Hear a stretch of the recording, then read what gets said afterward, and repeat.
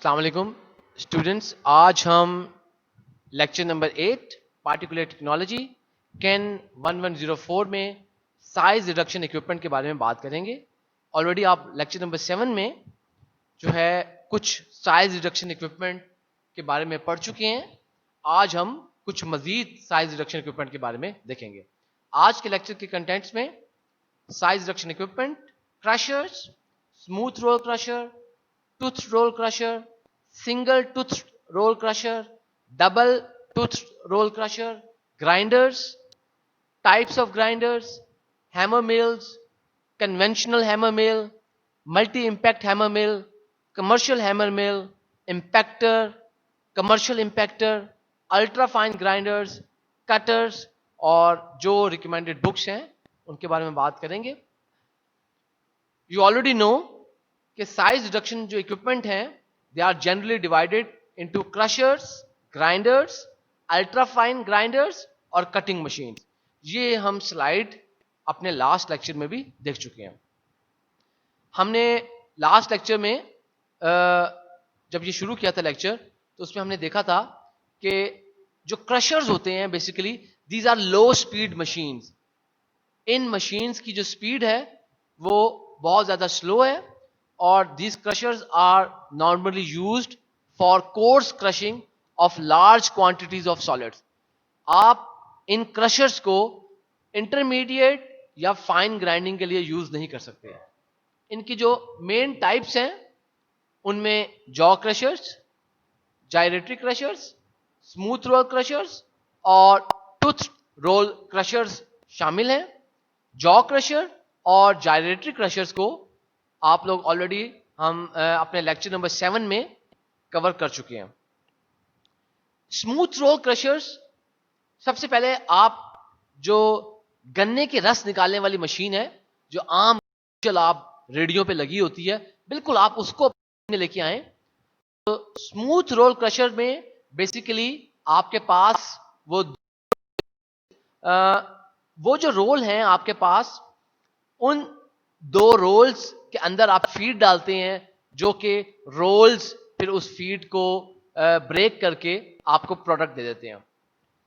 The most important thing, smooth roll crushers are secondary crushers. आप secondary crushers का मकसद ये है कि आपके पास जब कोई लंप, सॉलिड लंप्स कोई फीड आती है, सबसे पहले कोई आप प्राइमरी क्रशर आप यूज करेंगे। फॉर एग्जांपल आप जॉ क्रशर की मदद से अपने फीड साइज को जो है छोटा करके कोई प्रोडक्ट बनाएंगे, फिर वो प्रोडक्ट आप स्मूथ रोल क्रशर में यूज करेंगे। इसलिए इनको सेकेंडरी क्रशर्स कहा जाता है कि ये सेकेंडरी क्रशिंग करेंगे। और जो हमारे पास स्मूथ रोल क्रशर्स हैं, जो के सेकेंडरी क्रशर्स हैं, ये फीड को कंप्रेशन के जरिए, जो इनका मेन मैकेनिज्म है, जैसे कि जॉ क्रशर्स में भी हमारे पास जो कंप्रेशन थी, तो उसी तरह स्मूथ रोल क्रशर्स में जो मेन मैकेनिज्म है उनके ऑपरेशन का वो कंप्रेशन है। उसके साथ साथ इसके अंदर एट्रिशन भी होती है। Attrition is just simply rubbing. जैसे आप दो चीजों को रब करते हैं, रगड़ लगाते हैं, रगड़ने की वजह से चीजों का जो है, आप जब कभी कभार देखिए कि हम फाइलिंग करते हैं वर्कशॉप में, आप लैब आपने शायद उसके प्रैक्टिकल्स नहीं किए, हम चीजों को जैसे रेगमाल होता है, आप हार्ड सरफेस है, आप उसकी मदद से दीवार को रब करते हैं तो उसका दीवार का मिसाला या चूना जो है वो अलग हो जाता है। तो दिस इज साइज रिडक्शन। तो आपके पास जो मैकेनिज्म लग रहा है वो एट्रिशन है, रबिंग है। तो स्मूथ रोल क्रशर्स में जो मेन ऑपरेशन है, उसका मेन प्रिंसिपल है कंप्रेशन है, लेकिन बाज औकात इसमें एट्रिशन भी होती है। जो फीड है हमारे पास स्मूथ रोल क्रशर्स में, उस फीड का जो साइज है वो 12 टू 75 mm तक हम जो फीड है स्मूथ रोल क्रशर्स में यूज कर सकते हैं।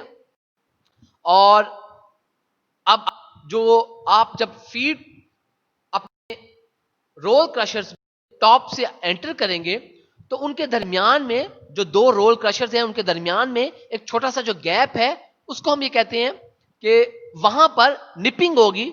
निपिंग का मतलब यह है कि वहां पर आपके पास कोई चीज फंस जाती है, वो उन रोल्स में फंसेगी और रोल्स की मूवमेंट की वजह से वो चीज रिड्यूस हो जाएगी, वो चीज ब्रेक हो जाएगी।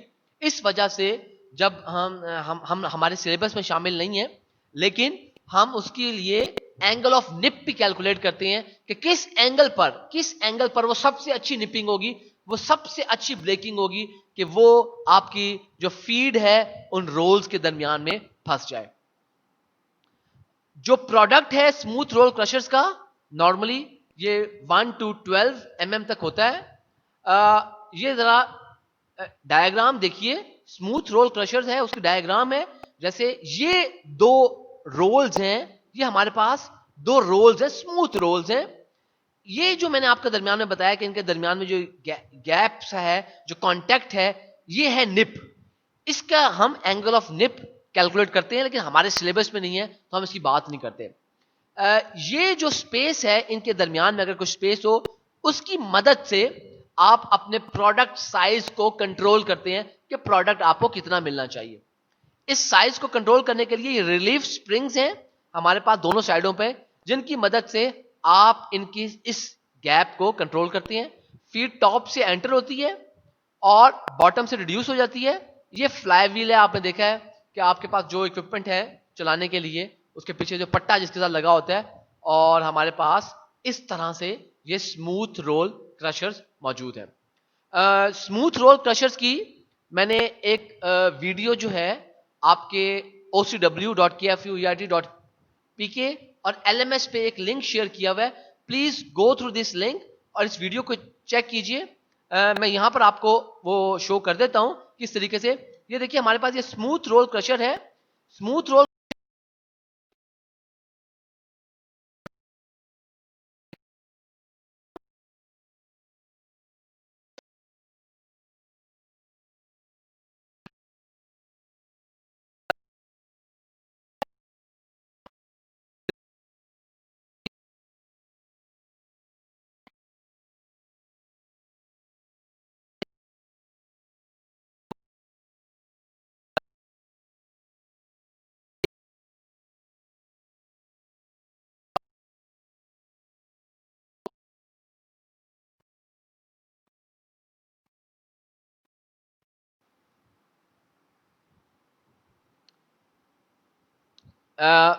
ये वीडियो आप डिटेल में फिर जाके दोबारा खुद से इस लिंक पर जाकर आप LMS पर और OCW पर ये अवेलेबल है, आप इसको देख सकते हैं। अच्छा, अभी मैंने आपको स्मूथ रोल क्रशर्स दिखाए थे। स्मूथ रोल, उसका जो सरफेस है बिल्कुल स्मूथ है, उसके अंदर कोई टीथ नहीं है, कोई कॉरुगेशन नहीं है। टीथ कहते हैं दंदने से किसी चीज में बने होते हैं। कॉरुगेशन आप देखिए कि जब कभी कभार छप्पर जो डालते हैं आप, टीन की जो छत डाल देते हैं बाजुकात झोंपड़ियों वगैरह पर या इस तरह, उसके जो सरफेस है वो वेव्स की फॉर्म में, वो कॉरुगेशन है। स्ट्रेंथ उसकी मेंटेन करने के लिए कि अगर आपका फ्लैट होगा उसकी स्ट्रेंथ इतनी ज्यादा नहीं होगी, वो कॉरुगेशन की वजह से उसकी जो स्ट्रेंथ होती है वो काफी ज्यादा हो जाती है। तो इस तरीके से हमारे पास जो टूथ रोल क्रशर्स हैं उनके अंदर आपके पास टीथ तो होंगे, लेकिन ये जो टूथ रोल क्रशर्स हैं, ये इनका जो वर्किंग प्रिंसिपल है, ये भी कंप्रेशन, इंपैक्ट और शियर, इनमें कंप्रेशन भी होगी, साथ साथ इंपैक्ट भी होगा। इंपैक्ट की क्या मिसाल है? जैसे आप हथौड़े की तरह कोई चीज को चोट लगाते हैं तो इसके अंदर इंपैक्ट का प्रिंसिपल भी लगेगा, साथ साथ एट्रूशन भी लगेगी, थोड़ी सी रबिंग भी हो रही होगी और शेयरिंग हो रही होगी। शेयरिंग क्या है कि मैंने आपके शुरू के लेक्चर में मैंने आपको थोड़ा सा शेयरिंग के बारे में बताया था, शेयर फोर्सेस के बारे में आपको मैंने बताया था कि जो शेयर होती है आपके पास, लेट्स से फॉर एग्जांपल मेरे पास एक सरफेस है, एक मेज है, मेज के ऊपर एक कॉपी पड़ी हुई है। अगर मैं उस कॉपी को उस मेज के सरफेस के ऊपर मूव कराता हूं कि आपकी मेज वहीं पड़ी रहे और कॉपी जो है उस सरफेस के ऊपर से गुजर के आगे चली जाए, उसके ऊपर से रगड़ खाती ऊपर चली जाए, तो ये इसको शेयरिंग कहते हैं। इसको आप जो है एट्रिशन नहीं कहते, ये शेयरिंग है। और जो टूथ रोल क्रशर्स हैं इनमें लाजमी नहीं है कि आपके पास दो ही रोल हो, जैसे स्मूथ रोल क्रशर्स में तो दोनों रोल होंगे, लेकिन there are tooth roll crushers in which there is only one roll, और बाकी जो टूथ रोल क्रशर हैं उनमें दो ही रोल होंगे, जिस तरह सिंपल रोल क्रशर्स में होते हैं। अच्छा, जब हमारे पास ऐसे टूथ रोल क्रशर्स जिनमें हमारे पास सिंगल रोल होता है, उसके अंदर हकीकत में क्या होता है कि आपके पास एक कर्व्ड प्लेट होगी, वो कर्व प्लेट फिक्स्ड है, स्टेशनरी है, और उसको हम कहते हैं कि ये ब्रेकर प्लेट है, कि जिसके ऊपर पार्टिकल्स लग के ब्रेक कर रहे हैं।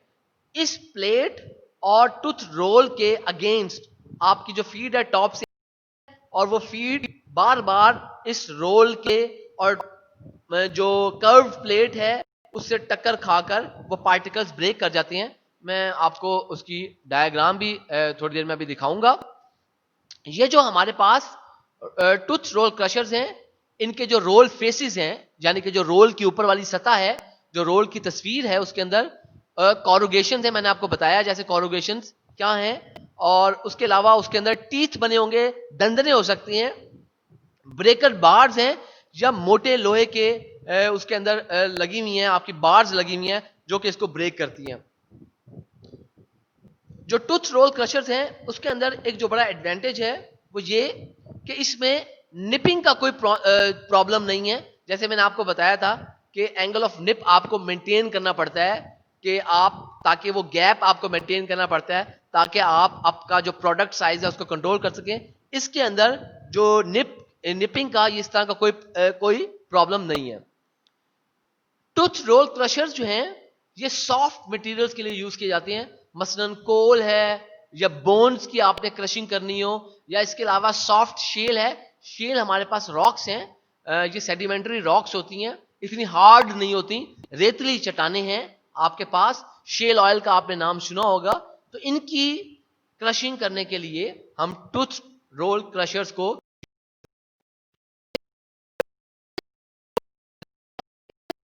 रोल है, ये देखिए एक ही रोल है, और ये टीथ आपको नजर आ रहे हैं, ये इसके रोल के दंदने नजर आ रहे हैं। ये देखिए कि ये जो है आपके पास एक ब्रेकर प्लेट, ये कर्व्ड है, एक कर्व्ड ब्रेकर प्लेट लगी हुई है जिसको यहां पे वियर प्लेट शो किया हुआ है।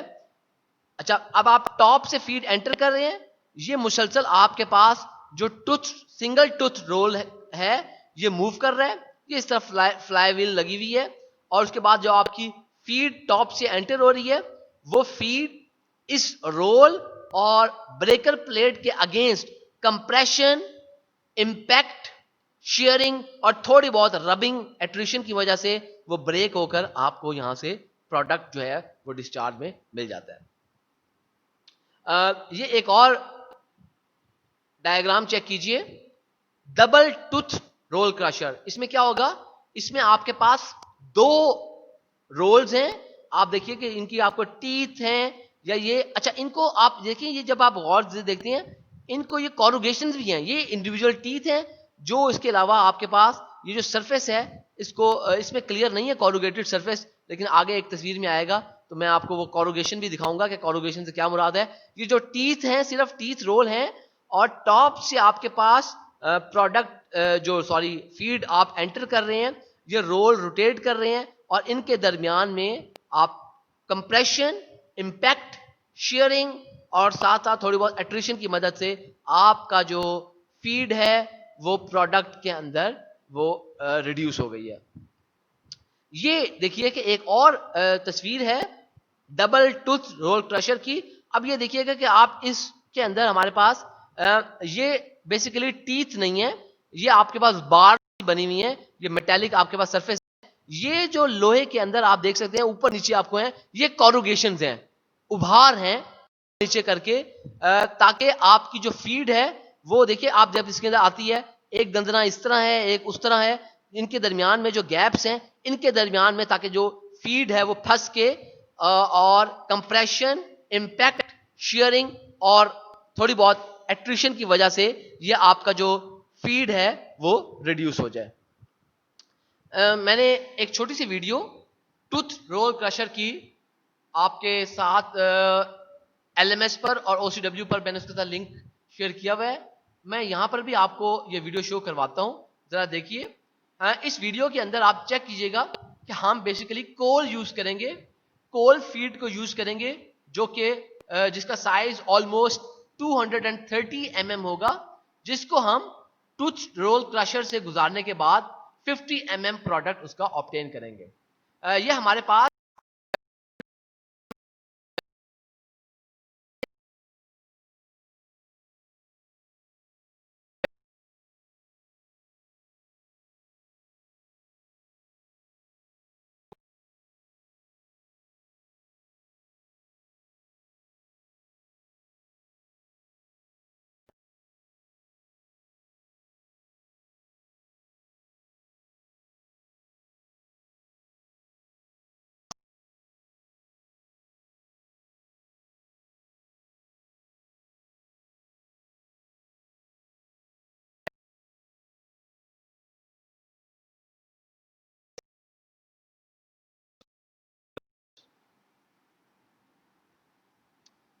इसके अलावा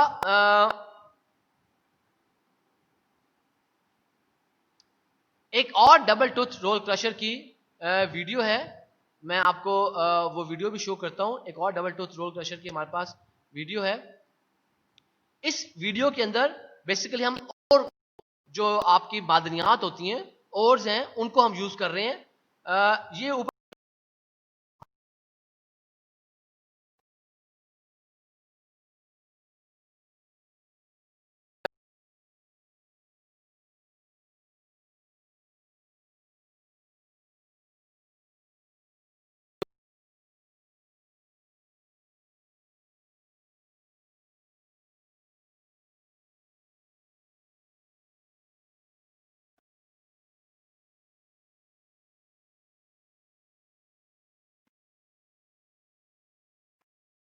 हमारे पास रोल क्रशर्स, नेक्स्ट जो है हमारे पास आज के लेक्चर में ग्राइंडर्स हैं।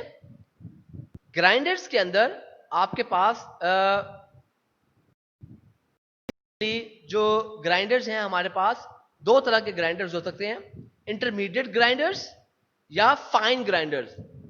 इंटरमीडिएट ग्राइंडर वो ग्राइंडर होगा जिसमें जो प्रोडक्ट है वो प्रोडक्ट आपकी 0.37 मिलीमीटर ओपनिंग में से पास कर जाए। यानी कि अगर आप कोई मैश लगाएं, कोई स्क्रीन लगाएं, जिसकी स्क्रीन ओपनिंग का जो होल है, जिसका एपर्चर ओपनिंग है वो 0.37 मिलीमीटर हो, उस ओपनिंग में से आपकी जो प्रोडक्ट है अगर वो पास कर जाता है तो आप उसको इंटरमीडिएट ग्राइंडर कहेंगे। उसके मुकाबले में जो फाइन ग्राइंडर है, फाइन ग्राइंडर ऐसा ग्राइंडर है जिसमें से आपका जो प्रोडक्ट है वो अगर किसी स्क्रीन में से उसको पास करें, किसी ओपनिंग में से, किसी होल में से, तो वो 74 माइक्रोमीटर मैश जो आपके ओपनिंग है उसमें से पास कर जाए तो आप जो है वो जो इक्विपमेंट होगा वो फाइन ग्राइंडर होगा। तो जो ग्राइंडर्स हैं इनके अंदर जो मेन मैकेनिज्म है वो इंपैक्ट का और एट्रिशन का है। जो मेन मैकेनिज्म है इंपैक्ट है, एट्रिशन यानी कि रबिंग, और इसके साथ साथ थोड़ी बहुत इनमें कंप्रेशन भी होती है। हमारे पास ग्राइंडर्स की बहुत सारी इकसाम है, बहुत सारी मुख्तलिफ इकसाम है।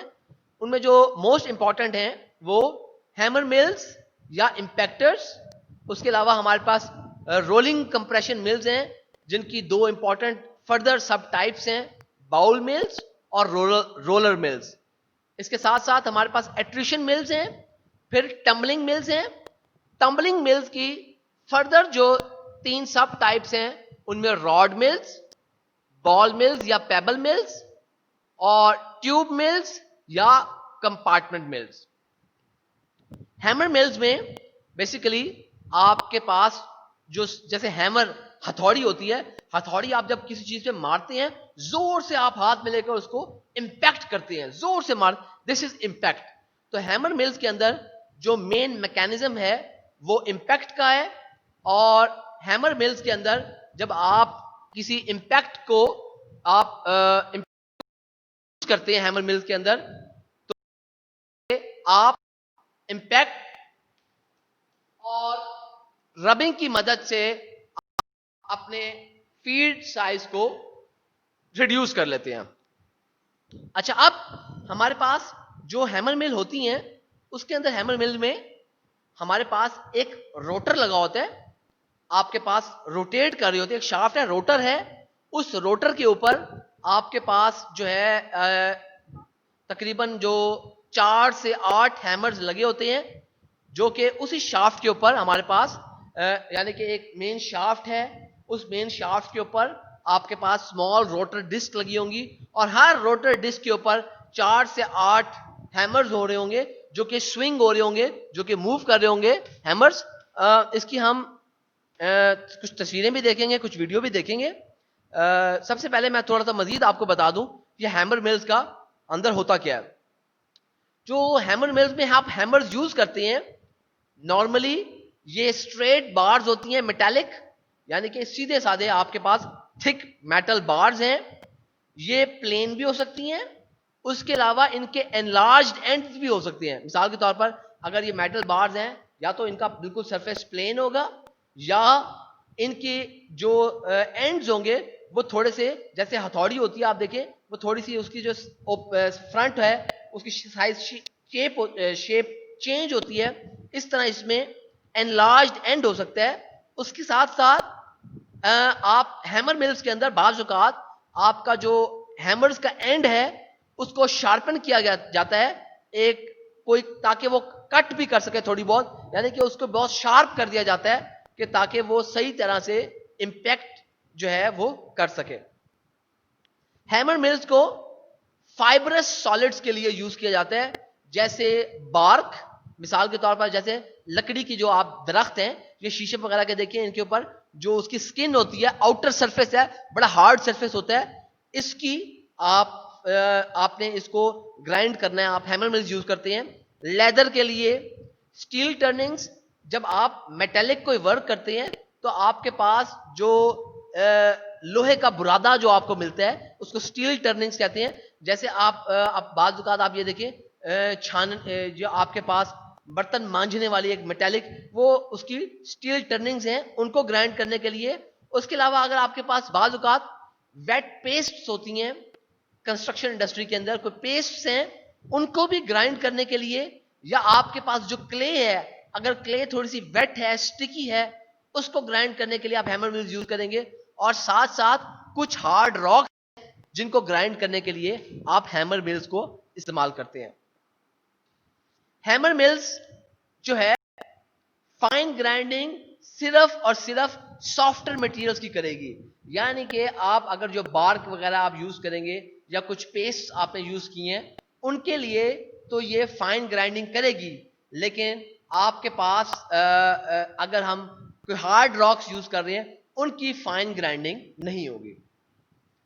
हैमर मिल्स में आपकी जो फीड है उसको टॉप से एंटर किया जाता है, और उसके बाद आपके जो डिफरेंट सेट्स ऑफ हैमर्स होते हैं वो लगे होते हैं, जो कि उनकी स्विंगिंग मोशन की वजह से आपके पास जो फीड है वो रिड्यूस होके प्रोडक्ट में हासिल हो जाती है। फीड पार्टिकल्स जो हैं उनका एक ग्राइंडिंग जोन है। ग्राइंडिंग जोन जैसे आप देखिए पंखा चल रहा होता है, आपके पास आप जब आप अगर आपने साथ ही कोई छत पर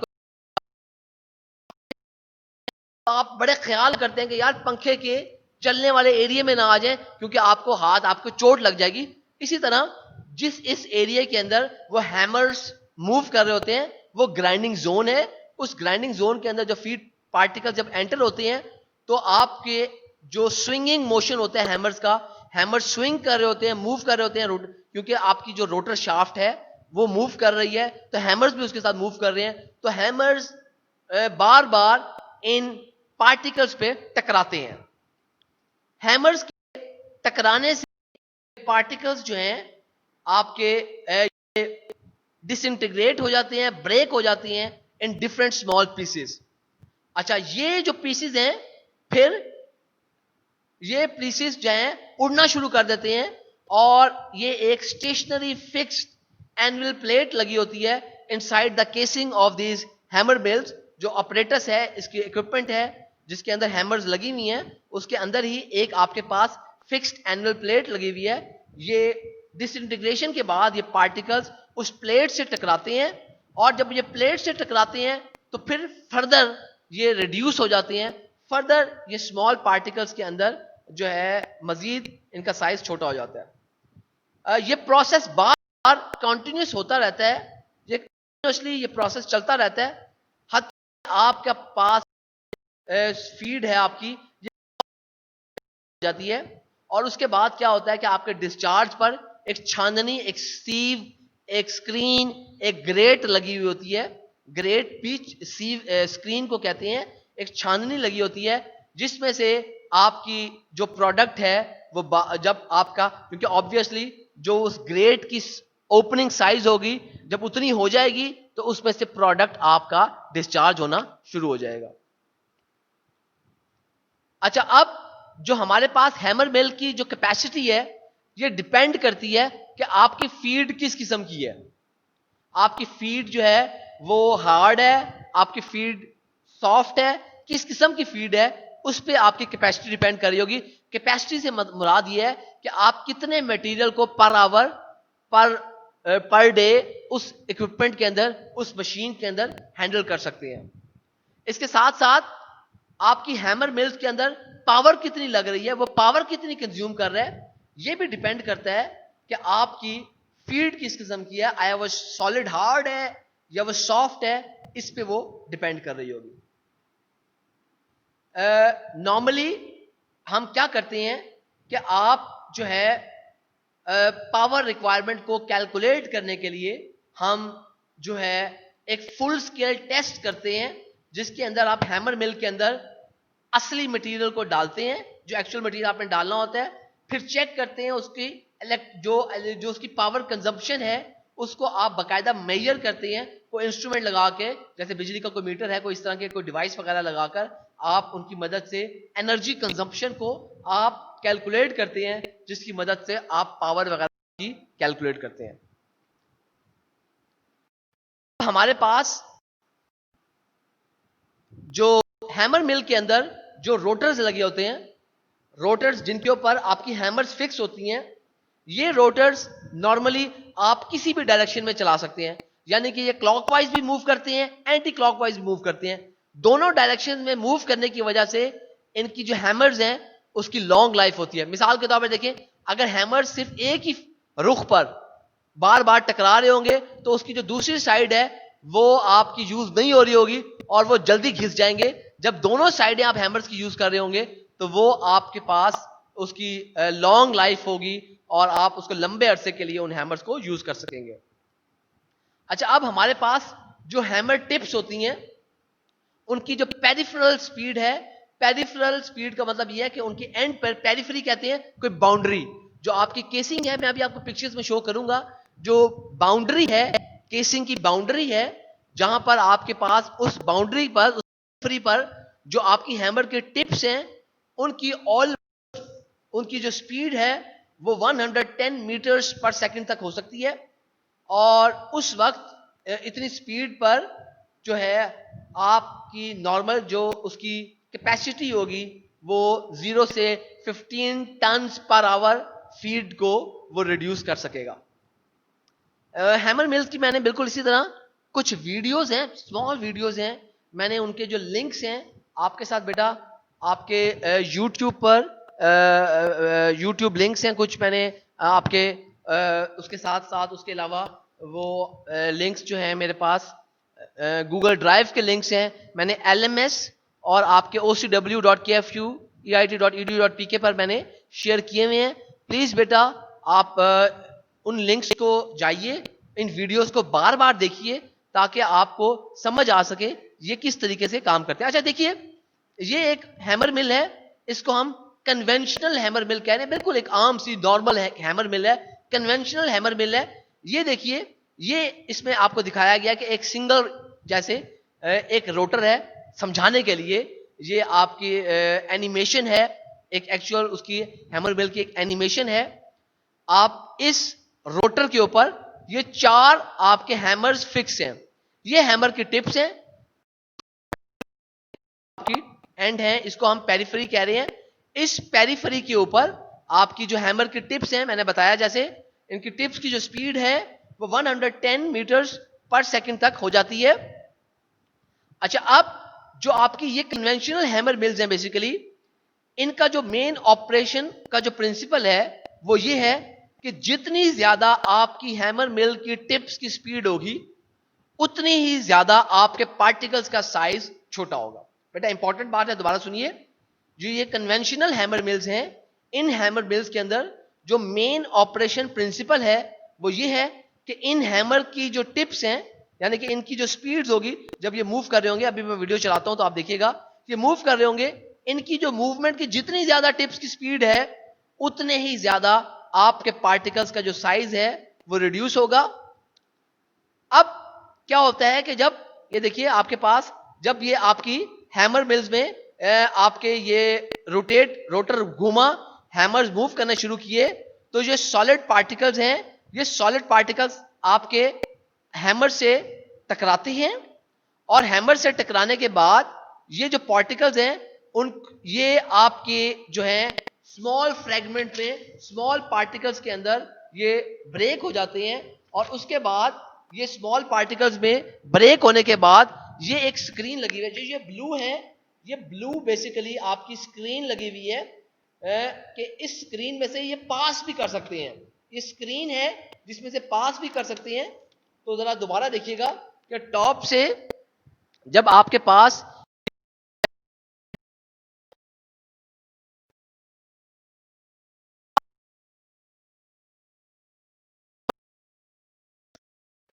स्मॉल फ्रेगमेंट्स होंगी, स्मॉल पीसेस होंगी, वो तो इस स्क्रीन में से पास कर जाएंगी, स्क्रीन में से इजीली गुजर जाएंगी, जबकि जो बाकी के सॉलिड पार्टिकल, रिमेनिंग पार्टिकल्स होंगे, वो हैमर मिल के साथ साथ वो रोटेट करना शुरू कर देंगे, वो बार बार उसी वेलोसिटी के साथ रोटेट करेंगे।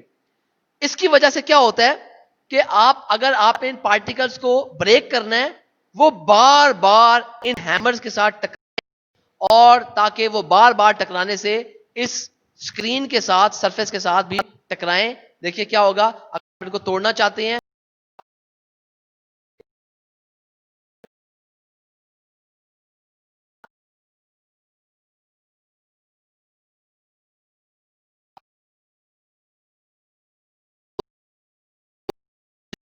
जो स्क्रीन ओपनिंग का साइज है, आपका जो प्रोडक्ट है वो रिमूव होता रहेगा, और जो रिमेनिंग आपके पास पार्टिकल्स रह जाएंगे वो बार बार उसकी ग्राइंडिंग होती जाएगी। इस वजह से इसका जो साइड इफेक्ट है, जो इसका नुकसान है, आपके पार्टिकल अननेसेसरली जो है वो हैमर्स के साथ टकरा रहे हैं बार बार, जिसकी वजह से आपके पास जनरेशन ऑफ हीट होगी, फिर हैमर्स की वियर एंड टियर होगी, इसके साथ साथ आपकी स्क्रीन्स की वियर एंड टियर होगी, जिसकी वजह से हमारे पास फ्रिक्शन भी पैदा हो रही है, और फ्रिक्शन के पैदा होने के साथ साथ आपकी जो लाइफ है इन हैमर मिल्स की, वो भी लाइफ भी कम हो जाएगी। जरा ये देखिए कि किस तरीके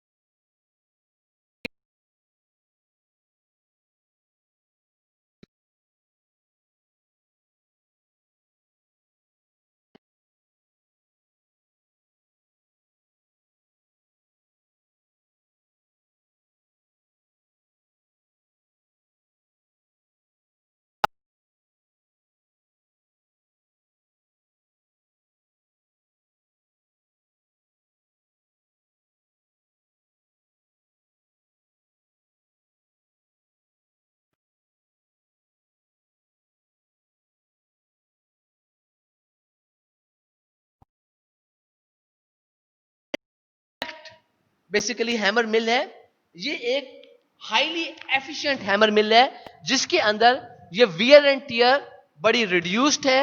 आपकी जो हैमर मिल है उसकी जो आपकी हैमर मिल की एफिशिएंसी है बहुत अच्छी है। एफिशिएंट ग्राइंडिंग के लिए हम मल्टी इंपैक्ट हैमर मिल्स को इस्तेमाल करते हैं। बेसिकली है क्या आपके पास, इसमें फर्क क्या है, हमारे पास कि ये देखिए कि आप ये जो इस तरह की मल्टी इंपैक्ट हैमर मिल्स में जो लोअर पार्ट है रोटर्स का, जो लोअर पार्ट यानी कि ये जो इनकेसिंग है, ये एक रोटर इनकेसिंग है, आपके पास रोटर इसके साथ हैमर्स लगी हुई हैं, जो इनका लोअर पार्ट है, यहाँ पे इस केसिंग का लोअर पार्ट है, ये बिल्कुल हमारे पास जो लोअर पार्ट है इस उसी तरह की कन्वेंशनल स्क्रीन्स लगी हुई हैं, जबकि आपके पास जो अपर पार्ट है, ये जो अपर पार्ट है उसके अंदर हमारे पास एक कटिंग प्लेट्स लगी हुई हैं, बड़ी हार्ड प्लेट्स लगी हुई हैं, जिसके ऊपर आपका बार बार जब पार्टिकल्स टकराते हैं तो टकराने की वजह से आपकी उन पार्टिकल्स की वेलोसिटी चेंज होती है, और पार्टिकल्स की वेलोसिटी चेंज होने की वजह से आपकी जो पार्टिकल्स की जो ग्राइंडिंग है वो बड़ी यूनिफॉर्म हो जाती है। अच्छा जरा इसको गौर कीजिएगा,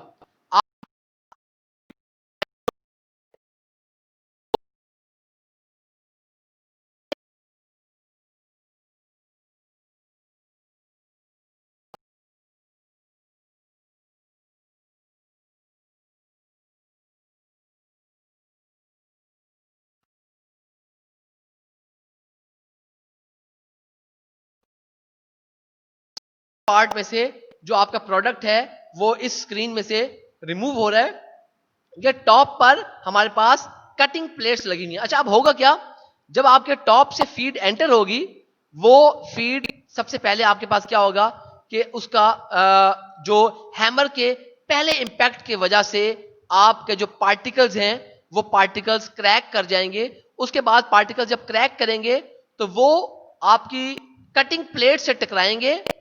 ये देखिए जरा आपके पास, जरा मैं इसको जरा रिवाइंड,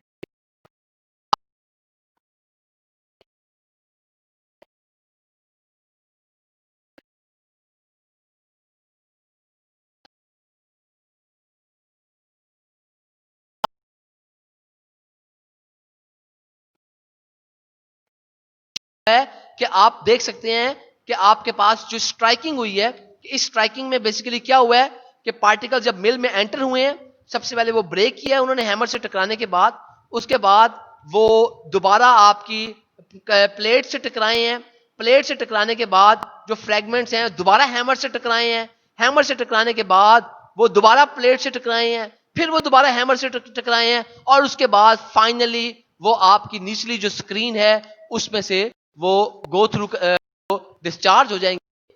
ये जरा बेटा इस पार्ट को जरा दोबारा देखिएगा, ये मल्टी इंपैक्ट ऑपरेशन देख रहे हैं कि टॉप से आपके पास जो है हमारे पास फीड पार्टिकल्स एंटर हुए, हैमर से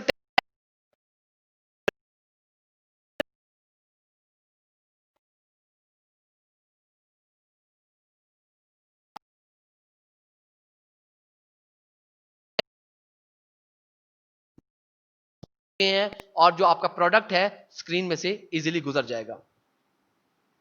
सबसे बड़ा इसका फायदा यह है कि आप बेसिकली बार बार क्या कर रही है कि ये जो कटिंग प्लेट, ये जो आपको ग्रीन सी, आपको लाइट ग्रीन सी प्लेट नजर आ रही है जिस पर नंबर लगे हुए हैं, इसके टकराने की वजह से बार बार आपके जो पार्टिकल्स हैं उनकी ट्रेजेक्टरी और वेलोसिटी चेंज हो रही है, पार्टिकल्स की ट्रेजेक्टरी और वेलोसिटी बार बार चेंज हो रही है, और इस डिफरेंस की वजह से आपके पास जो है वो अब हैमर के जो टिप्स हैं उस पर डिपेंड नहीं कर रहा जैसे आप कन्वेंशनल हैमर मिल में कर रहा था, बल्कि आपके पास वो बार बार रिड्यूस हो रहे हैं इस कटिंग प्लेट पर टकराने की वजह से। अब हैमर टिप्स का फंक्शन इतना नहीं रहा, और आपका जो प्रोडक्ट है वो इस सारे एरिया में बार बार टकराएगा नहीं, बार बार ग्राइंड नहीं होगा, बल्कि वो इसी ऊपर टॉप वाले एरिया में वो बार बार टकराएगा, और प्रोडक्ट आपको यहां से स्क्रीन में से इनमें से डिस्चार्ज होता जाएगा।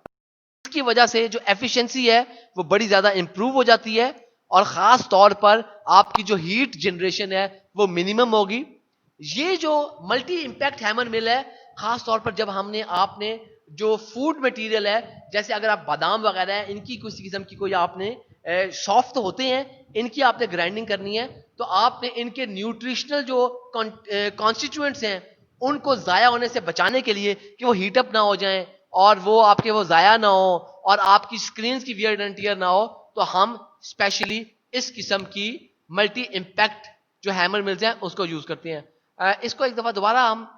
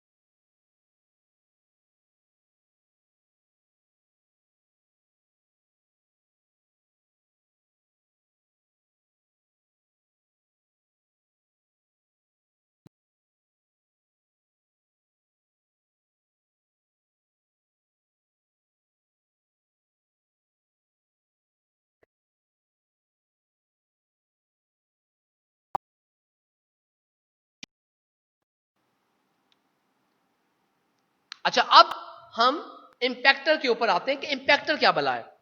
जो इंपैक्टर है ये भी साइज रिडक्शन इक्विपमेंट है तो है। बेसिकली जो इंपैक्टर है this is also like a hammer mill. फर्क क्या है कि जो इंपैक्टर होता है it is a heavy duty hammer mill, लेकिन इसके अंदर किसी किस्म की कोई ग्रेट या स्क्रीन नहीं है। जैसे आपने हैमर मिल में देखा था कि नीचे स्क्रीन होती है जिसमें से आपका प्रोडक्ट है वो पास कर जाता है, और आपके पास इंपैक्टर के अंदर कोई स्क्रीन नहीं होगी। इंपैक्टर के अंदर सॉलिड पार्टिकल्स को ब्रेक करने के लिए जो मैकेनिज्म यूज हो रहा है वो सिर्फ इंपैक्ट का प्रिंसिपल यूज कर रहे हैं और कोई फर्दर प्रिंसिपल यूज नहीं कर रहे। इंपैक्टर्स को अक्सर हम प्राइमरी रिडक्शन के लिए या प्राइमरी जो आपकी साइज रिडक्शन है उसके लिए यूज करते हैं, और इंपैक्ट आपकी क्वेरीज जहां पर रॉक्स वगैरह या और जो आपकी चट्टाने हैं मिनरल्स की, उनको तोड़ा जाता है, उनकी जो है आप उनको ब्रेक करने के लिए, उनकी साइज रिडक्शन करने के लिए आप इंपैक्टर्स को यूज करती हैं कि जो इंपैक्टर्स हैं these are primary reduction machines. ये बेटा जरा देखिएगा, ये हमारे पास इंपैक्टर है कि ये आपके पास बेसिकली हमारे पास टॉप से फीड एंटर हो रही है। ये यहां पर एनविल जैसे कर्व प्लेट्स हैं, ये एनविल्स लगे हुए हैं, बड़ी भारी मोटी प्लेट्स लगी हुई हैं। इन प्लेट आपके पास इंपैक्टर जो है, ये इसके अंदर पिविटेड बीटर इसका नाम लिखा हुआ है, हैमर्स हैं जो कि बार बार इन टॉप से आने वाली फीड के साथ टकराते हैं, उनको बीट करते हैं, और इस बीटिंग की वजह से वो जो पार्टिकल्स हैं फीड के, वो इस एनुअल से टकराते हैं और आपका जो वो फीड है उसका साइज रिड्यूस हो जाता है और फीड आपकी यहां से बॉटम से डिस्चार्ज हो जाती है। This is your impactor. Impactor की भी बेटा मैंने आपके साथ जो वीडियो है, एक छोटी सी वीडियो मैंने आप लोगों के साथ मैंने उसकी वीडियो मैंने बेटा आपके वीडियो मैंने आप लोगों के साथ यहाँ पे LMS पर और OCW पर मैंने उसका लिंक शेयर किया हुआ है। हम इस वीडियो में, ये एक मार्केटिंग वीडियो थी, मैक्सो एक कंपनी है जो कि ये इंपैक्टर्स बनाती है क्वेरीज के लिए। ये क्वेरी है जहां पे कोई माइनिंग वगैरह हुई है, रॉक्स वगैरह बनी आपको मिली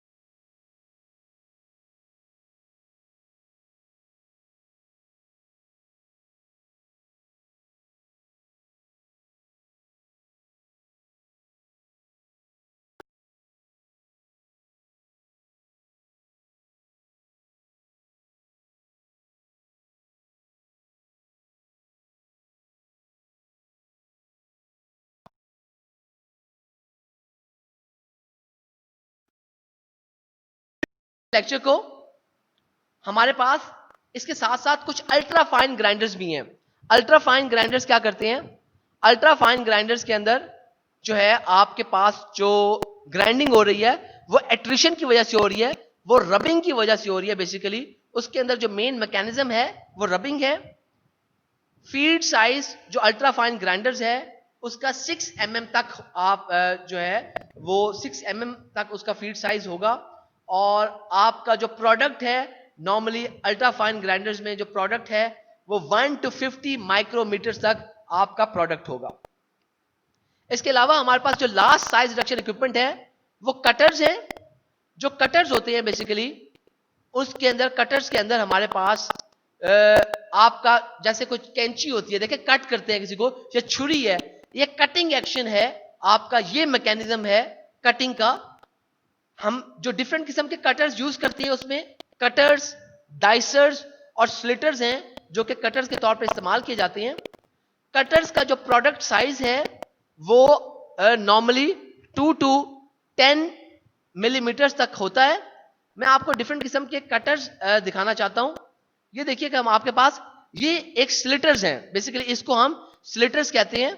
ये इंडस्ट्री के अंदर बड़े पैमाने पर इस्तेमाल होते हैं। मैंने आपको दिखाने के लिए किस तरीके से कि आपके ऊपर टॉप से प्रेस किया हुआ, नीचे एक आपके मेटालिक लगी हुई है, सॉफ्ट मटेरियल्स के ऑब्वियसली इसको यूज किया जाएगा। आप जब प्रेस करते हैं तो ऑनियंस चॉप हो जाती है। ये आप देख सकते हैं कि किस तरीके से आपके यहाँ पर प्रेस करने के बाद वो मेटालिक आपकी प्लेट लगी हुई है, उसमें से वो उसी साइज की आपकी दीज आर स्लिटर्स। अच्छा, फिर देखिए हमारे पास इसी तरह यहां पर ये गोश्त वगैरह के लिए हमारे पास एक स्पेशल किस्म के स्लिटर्स हैं कि आपने गोश्त का बड़ा सा लंप टुकड़ा आपने टॉप से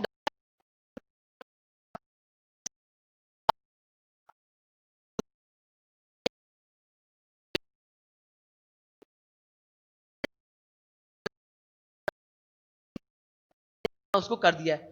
आप मुख्तलिफ किस्म का गोश्त आप इस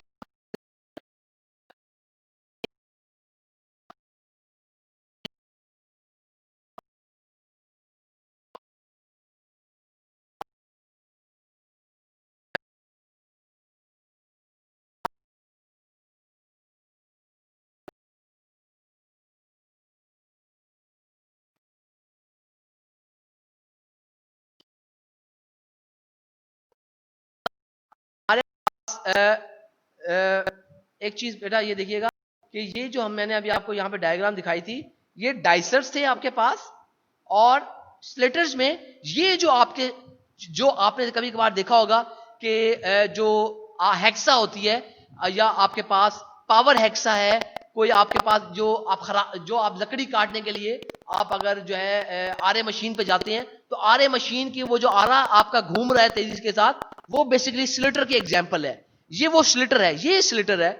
इसके साथ आप देखिए कि आपके पास ये स्लिटिंग आरे मशीन है जो उसको स्लिट कर रही है। ये कुछ तस्वीरें थी, ये वो ब्लेड है, स्लिटर है, जिसकी शार्प एजेस हैं, जिसकी मदद से चीजें जो हैं आपकी वो इजीली स्लिट कर रही हैं। बेटा यहां तक हमारे डिफरेंट किस्म के साइज रिडक्शन इक्विपमेंट थे। ये रिकमेंडेड बुक्स ऑलरेडी आप लोग उम्मीद है डाउनलोड कर चुके होंगे। बेटा आज के लेक्चर यहीं तक था हमारा। आपके कुछ सवालात हैं, आप ये सवालात मुझसे ईमेल करके या व्हाट्सएप मैसेज के जरिए मुझसे ये सवालात पूछ सकते हैं। इसके साथ साथ आपके पास मौका होता है कि जब हम गूगल मीट का लाइव सेशन करेंगे, उस लाइव सेशन में भी आप मुझसे ये सवालात कर सकते हैं। बेटा thank you very much for listening. इंशाल्लाह ये लेक्चर आप लोगों का जो है हम उसको कवर कर लेंगे next live Google Meet session में। ठीक है जी, अल्लाह हाफिज।